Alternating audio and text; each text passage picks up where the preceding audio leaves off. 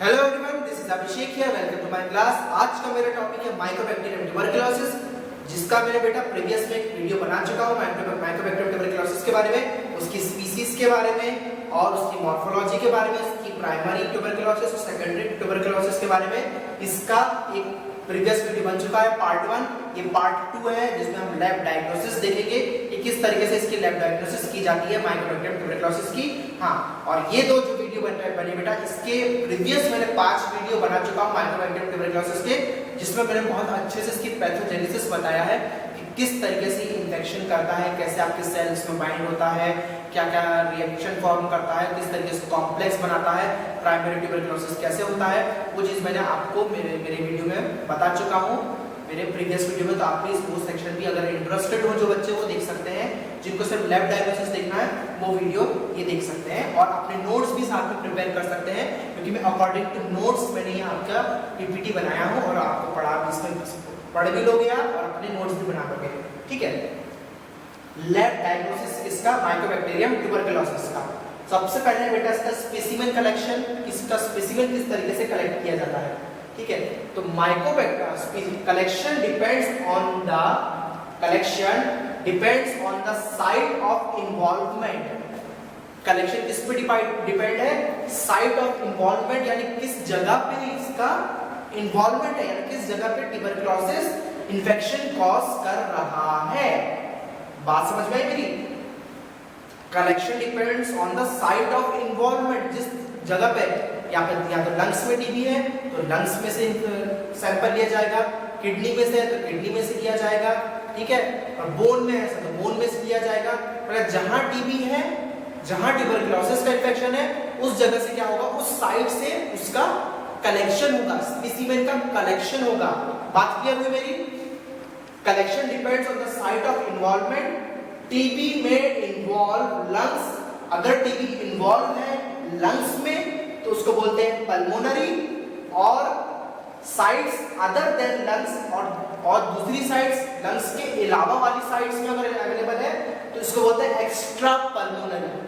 ठीक है, अगर टीबी कहां इन्वॉल्व है, लंग्स के अंदर इन्वॉल्व है तो इसको बोलते हैं पल्मोनरी, और अगर ये अदर देन द लंग्स के अलावा अगर किसी दूसरी जगह इन्वॉल्व है ये, तो इसको बोलते हैं एक्स्ट्रा पल्मोनरी। ठीक है, तो सबसे पहले अगर हमारा इन्वॉल्व है तो क्या है, स्पूटम।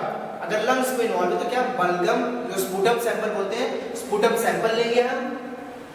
सीएसएफ मेनिंजाइटिस जैसी कंडीशन और ब्रेन से रिलेटेड है, स्पाइनल कॉर्ड से रिलेटेड है, तो क्या कलेक्शन होता है, सीएसएफ कलेक्शन करते हैं। यूरिनरी ट्रैक्ट या किडनी में ट्यूबरकुलोसिस का इन्फेक्शन है तो यूरिन लेंगे।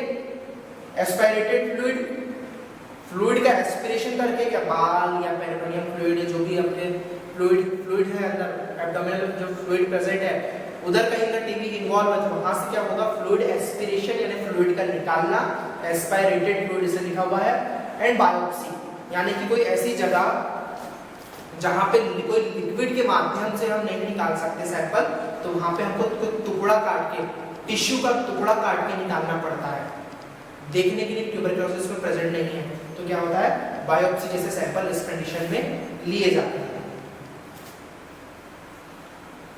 सैंपल लिया, सैंपल लेने के बाद क्या करेंगे हम इसका, सबसे पहले हम करेंगे direct microscopy.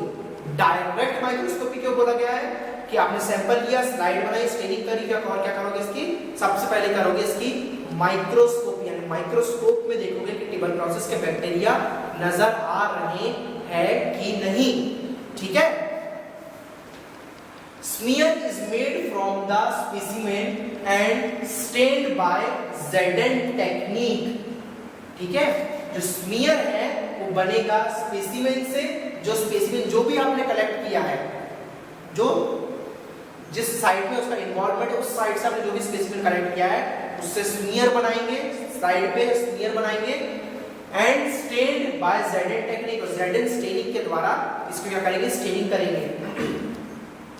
The AFB appears as a bright red bacilli agent। AFB यानी acid fast bacilli, AFB का मतलब है acid fast, F for fast, B for bacilli। The AFB appears as a bright red bacilli against a blue background। Blue background के यहाँ इसमें जरूर background blue नहीं है, पर ये ब्लू जो दिख रहा है ना, उसका बैकग्राउंड क्या दिखेगा, बैकग्राउंड ब्लू दिखेगा और बेसलाइन किस तरीके से दिखेंगे, रेड कलर के दिख रही है, रेड कलर के लंबे लंबे दिख रही है, केसर के जैसे नजर आ रहे हैं, केसर देखा है ना, केसर कैसे दिखते हैं, कहाँ दिखते हैं, स्लाइड में जब डायरेक्ट माइक्रोस्कोपी करते हैं तो ये दिख रहे हैं लंबे लंबे रेड रेड। इस तरीके से जब आप इसकी डायरेक्ट माइक्रोस्कोपी करोगे तो इस तरीके से ही क्या होंगे, नजर आएंगे। डायरेक्ट माइक्रोस्कोपी में कौन सी स्टेनिंग करते हैं आप, ZN या ज़ील नेल्सन स्टेनिंग भी बोलते हैं। कौन सी स्टेनिंग उसको बोलते हैं, zeal Nelson staining, ZN staining करते हैं ट्यूबरकुलोसिस के लिए, जब हम इसकी क्या करते हैं, डायरेक्ट माइक्रोस्कोपी करते हैं। अब आ गया बेटा कल्चर, स्टेनिंग कर ली, स्पेसिमेन कलेक्ट कर लिया, डायरेक्ट माइक्रोस्कोपी में देख लिया, अब हमको उसको उसमें भी नहीं दिख पा रहा है अगर, तो क्या लगाएंगे हम इसका कल्चर लगाएंगे, ठीक है। कल्चर यानी इसको ग्रो करवाएंगे ऐसे माध्यम में, ऐसे मीडियम में जिसमें कि हमको दिख पाए कि ट्यूबरकुलोसिस है या ट्यूबरकुलोसिस नहीं है। कल्चर के लिए बेटा tubercle bacilli are grow in a wide range of enriched media. जो ट्यूबरकल बेसिलाई है वो ग्रो होते हैं, बढ़ते हैं वाइड रेंज ऑफ, वाइड यानी बहुत बड़ी रेंज में ग्रो होते हैं इनरिच्ड मीडिया। इनरिच्ड मीडिया यानी कि ऐसा मीडिया जिसमें सारा नरिशमेंट हो, ठीक है, सारी तरीके से उसको नरिशमेंट दिया गया है, सारे न्यूट्रिएंट्स दिए गए हैं जिसको जो सुटेबल है एक ट्यूबरकुलोसिस के अच्छी ग्रोथ के लिए। इस तरीके की उसको क्या दिए गए हैं, मीडिया दिया गया है। एक तो मीडिया इसलिए दिया जाता है कि सिर्फ वही पर्टिकुलर बैक्टीरिया ग्रोथ हो, आलतू फालतू कोई दूसरा बैक्टीरिया ना ग्रो कर जाए, दूसरा है तो मर जाएगा। अगर ट्यूबरकुलोसिस है तो वही ग्रो होगा, और ट्यूबरकुलोसिस अगर ग्रो होगा अच्छी स्पीड में ग्रो होगा तो किसको क्या मिल रहा है, न्यूट्रिशन मिल रहा है जो आपकी बॉडी में भी मिलता है उसको, ताकि आपकी बॉडी में ग्रो हो जाता है वही न्यूट्रिशन उसको बाहरी देखते हैं, सिंथेटिकली देते हैं इसको। Tubercle bacilli are grow in a wide range of enriched media but LJ media is most commonly used. पर जो एलजे मीडिया है मोस्ट कॉमनली यूज होता है ट्यूबरकुलोसिस के डिटेक्शन के लिए, डायग्नोसिस के लिए, जब इसका हम कल्चर लगाते हैं। कल्चर में सबसे ज्यादा जो मोस्ट यूज होने वाला जो मीडिया है वो एलजी मीडिया है। एलजी मीडिया बहुत अच्छे से समझ लेना, क्योंकि पेपर्स में एलजी मीडिया आता ही आता है, पूछते ही पूछते हैं। एलजी मीडिया के बारे में पूछ लेंगे या तो वाइवा में पूछ लेंगे एलजी मीडिया के बारे में, पर पूछते हैं कि एलजी मीडिया क्या होता है। ट्यूबरकुलोसिस का अगर आपको डायग्नोसिस आया तो आपको एलजी मीडिया लिखना है ही, ठीक है। एलजे या लोवेंस्टीन जेनसन मीडिया, लोवेंस्टीन जेनसन मीडिया भी बोलते हैं, इसका फुल फॉर्म है एल फॉर लोवेंस्टीन और जे फॉर जेनसन। ये दो लोगों ने मिलकर इसको बनाया था, इसके लोवेंस्टीन जेनसन मीडिया इसको बोला जाता है। इसकी कंपोजिशन देख लो, इसमें क्या क्या चीजें पाई जाती है, ये इंपॉर्टेंट है लिखना, ये पेपर में जरूर लिख कर आना। ये सारे पॉइंट जितने भी मैं बता रहा हूँ पूरी स्लाइड, इसमें से छाट मत लेना अपने हिसाब से, पहले ही मैंने इसको कंसाइज कंप्रेस करके बहुत छोटा बना के आप लोगों के लिए डिलीवर कर पाऊँ, उस हिसाब से मैंने इसको वैसे ही बहुत छोटा बना दिया है। अब इसमें कुछ छाटने की कोशिश मत करना, नहीं तो अंडा लेकर आओगे पेपर में, ठीक है। सबसे पहला इसमें होता है बीटन एग्स, यानी कि फेटा हुआ अंडा।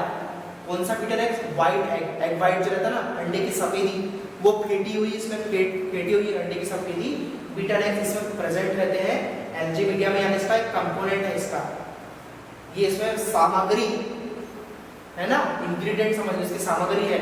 हम बनाते हैं ना, कोई भी चीज बनाते हैं तो उसकी ये सामग्री होती है। दाल चावल के लिए क्या होना चाहिए, दाल होनी चाहिए, वैसे ही इसको बनाने के लिए बीटन एग्स होना ही चाहिए। Beaten eggs, asparagine, malachite green, mineral salt, glycerol और सोडियम पाइरोवेट, ये इसमें इंग्रेडिएंट्स प्रेजेंट रहते हैं। बीटन एग्स, एस्पैराजीन हम क्या करते हैं, इसको अच्छे से ग्रोथ कराने में मदद करते हैं। मेलाकाइट ग्रीन क्या करता है, एलजी मीडिया को कलर देने का काम करता है।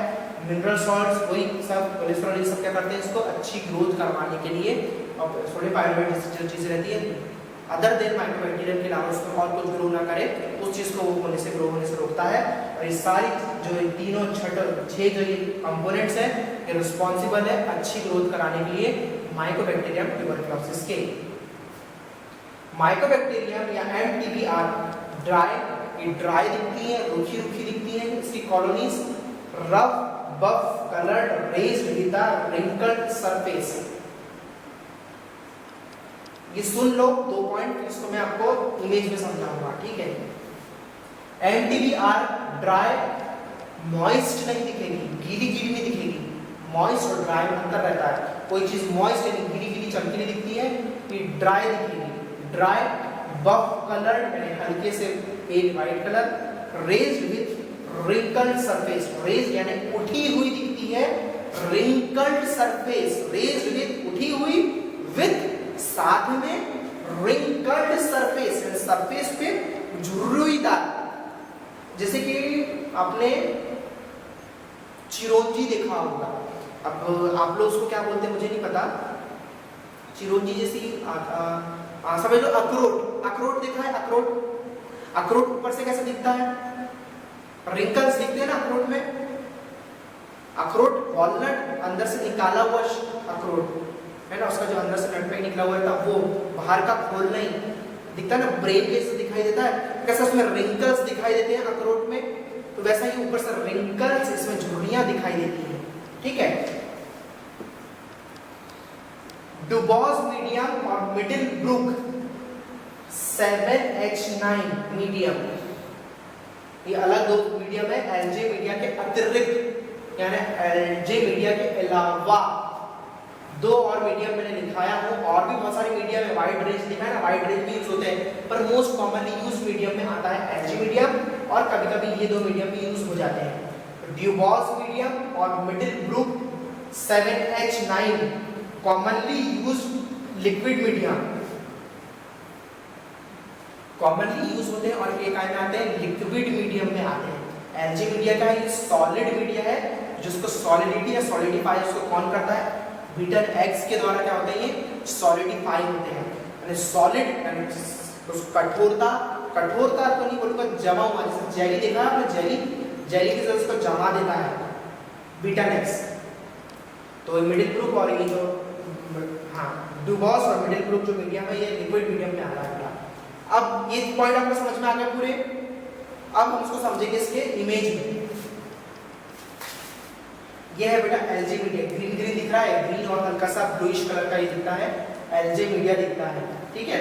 ये जो एलजे मीडिया की ऐसी बॉटल्स रहती हैं, जिसमें मीडिया को हम स्लांट जैसा दिख रहा है, ये ऐसा तिरछा रखते हैं, जब उसको बनाते हैं ना तो तिरछा रखते हैं, ताकि क्या हो, कॉलोनी अंदर हम इंसर्ट कर पाए। जैसे ग्लास में पानी भरते हैं ना, ऐसा वैसा मीडिया को नहीं भरते हैं, भरने के बाद इसको तिरछा कर देते हैं, ताकि तिरछा हो जाएगा तो क्या हो जाएगा, एक ऐसा सरफेस अंदर स्लांट क्रिएट होगा, इसको स्लांट बोलते हैं। स्लांट क्रिएट होगा जिसमें हम क्या करते हैं, इनोक्यूलेट कर पाते हैं बैक्टीरिया को। तो दिख रहा है ये स्लांट क्रिएट दिख रहा है, आधा यहाँ से यहाँ तक स्लांट है, तिरछा स्लांट क्रिएट हुआ है।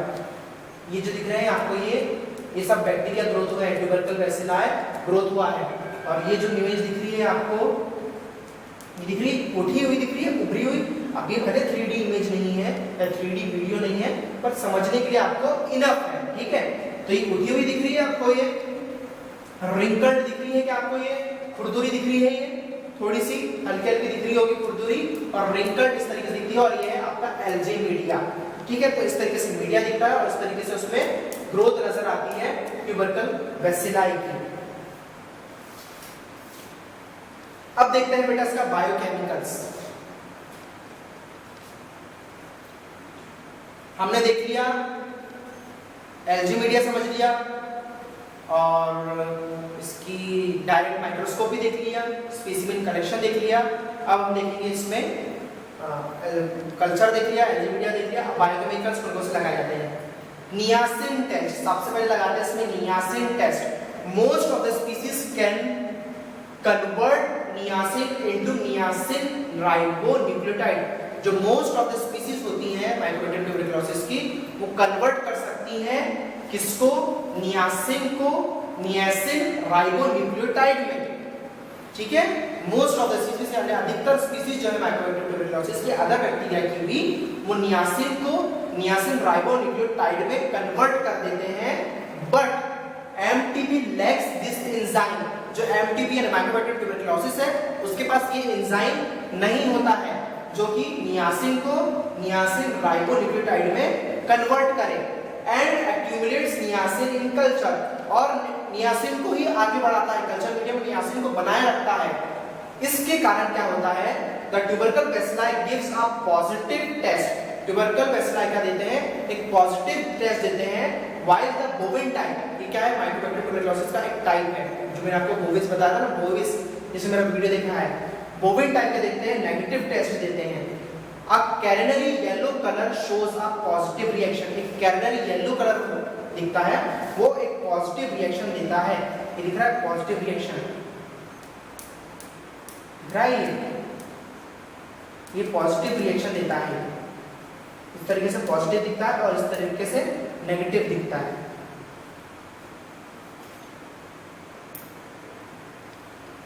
अब है हमारा नेक्स्ट नाइट्रेट रिडक्शन टेस्ट, ठीक है, इसमें एक नेक्स्ट, एक्चुअली मैं आपको बहुत इंपॉर्टेंट बता रहा हूँ, अदर देन बहुत ज्यादा नहीं बता रहा हूँ आपको। Nitrate reduction test, this test depend on the reduction of nitrate, ये टेस्ट किसके ऊपर डिपेंड है, रिडक्शन होता है, नाइट्रेट का रिडक्शन रिड्यूस हो जाता है, अपने पहले वाले फॉर्म में से पीछे वाले फॉर्म में आ जाता है। This test depends on the reduction of nitrate to nitrite, nitrate से नाइट्राइट में इसका रिडक्शन होता है बाय एंजाइम नाइट्रोरिडक्टेज, किस कौन से एंजाइम के द्वारा, नाइट्रोरिडक्टेज एंजाइम के द्वारा क्या होता है, नाइट्रेट नाइट्राइट में कन्वर्ट होता है। This test is positive with mycobacterium tuberculosis, ये टेस्ट पॉजिटिव होता है माइकोबैक्टीरियम ट्यूबरकुलोसिस में, with mycobacterium tuberculosis, development of pink colour और रेड कलर, क्या दिखता है, डेवलपमेंट एंड कलर दिखता है पिंक कलर का, और red colour gives positive reaction, pink colour development होगा या रेड कलर, जो पिंक और रेड कलर दिखेगा वो क्या दिखेगा, पॉजिटिव रिएक्शन दिखेगा, ये पॉजिटिव है ये नेगेटिव है, तो ये क्या दिखा है, ये पॉजिटिव रिएक्शन दिखाया है, अगर ट्यूबरकुलोसिस प्रेजेंट है तो ये ऐसी पॉजिटिव रिएक्शन दिखेगी नाइट्रेट रिडक्शन टेस्ट में। अब हमारा लास्ट है बेटा मॉलिक्यूलर मेथड, ठीक है, मॉलिक्यूलर मेथड यानी कि जीन एक्सपर्ट वगैरह जो मेथड होती है इसकी जीन से पता लगाना, मशीन से करना, वो सारी एक मेथड होती है। एक होती है polymerase chain reaction, PCR detects IS611O gene in Mycobacterium tuberculosis, यानी पीसीआर जब इसका लगाते हैं, जो कि मोस्ट कॉमनली अभी क्या लगा रहे हैं, कोरोना के लिए पीसीआर लगाते हैं ना, मशीन में टेस्ट करते हैं, इसका एंटीजन एंटीबॉडी का इसका टेस्ट करा जाता है मशीन के द्वारा, तो ये कौन सी जीन को डिटेक्ट करता है माइकोबैक्टीरियम ट्यूबरकुलोसिस में, 1S600 जी को डिटेक्ट करता है, पीसीआर लगाते हैं तो एलपीए, लाइन प्रोब ऐसे, ये भी एक मॉलिक्यूलर मेथड है, TMA transcription mediated amplification, SDA strand displacement amplification, and ASBA nucleic acid sequence based amplification, और एलसीआर लाइगेज चेन रिएक्शन, ये सब नाम नोट कर लेना, रट लेना, ये सब क्या आएंगे आपको पेपर में पूछा, तो डायरेक्ट तो नहीं पूछा, पर हाँ मॉलिक्यूलर मेथड पूछी तो मॉलिक्यूलर मेथड में आप ये सारे नोट डाउन कर लेना, इतना तो आपको आना चाहिए लिखने के लिए, और इन सब के फुल फॉर्म पता होना चाहिए कि LPA, TMA, SDA and ASBA या एलसीआर को क्या बोला जाता है और पीसीआर को क्या बोला जाता है, इन सब के नाम याद कर लेना। इधर देखो, इस तरीके से थोड़ा बहुत आपको अगर डायग्राम में समझ में आ रहा हो, इस तरीके से ये सेगमेंट्स बनाते हैं, इस तरीके से क्या होता है, ऊपर नीचे सैंडविच मेथड, इलाइजा वगैरह जैसी मेथड रहती है ना, इस सेंट्रीफ्यूज लेते हैं, इसको इनॉक्यूलेट करते हैं, और ये मैग्नेटिक के साथ जो भी इसका अट्रैक्शन होता है और जो भी इसका केमिकल बायोकेमिकल रिएक्शन जो भी उसकी होती है, ये सारी क्या करते हैं, मॉलिक्यूलर मेथड से डिटेक्ट किया जाता है। आई होप आपको मेरा वीडियो समझ में आया हो, पसंद आया हो, माइकोबैक्टीरियम ट्यूबरकुलोसिस के डायग्नोसिस का पसंद आया है, मैंने ही बोल रहा हूँ लाइक शेयर सब्सक्राइब करने के लिए, कमेंट सेक्शन में बताइए कि समझ में आया है, जो चीज नहीं समझ में आई है वो भी मुझे बताइए कि सारी चीज नहीं समझ में आई है, और अगर आप चाहते हैं कि सर आप मुझसे वीडियो बनवाना चाहते हैं, अगर मेरी वीडियो समझ में आ रहे हैं तो आप मुझे अपने टॉपिक भी बता सकते हैं, अगर मेरे पास समय मिला तो जरूर मैं आपके टॉपिक के जो मुझे बताया है उसका वीडियो भी जरूर बनाऊंगा। Thanks for